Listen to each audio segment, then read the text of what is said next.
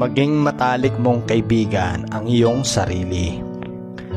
Sa paglipas ng mga taon, kailangan mong matutong maging matalik mong kaibigan ang iyong sarili.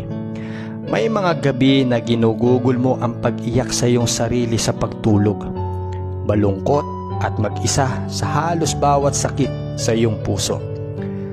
Sa paglipas ng panahon, naunawaan mo at natuto mong aliwin ang iyong sarili para malampasan ang mga sakit. Ito ay isang paraan at natuto ka pa rin kung paano gawin ito.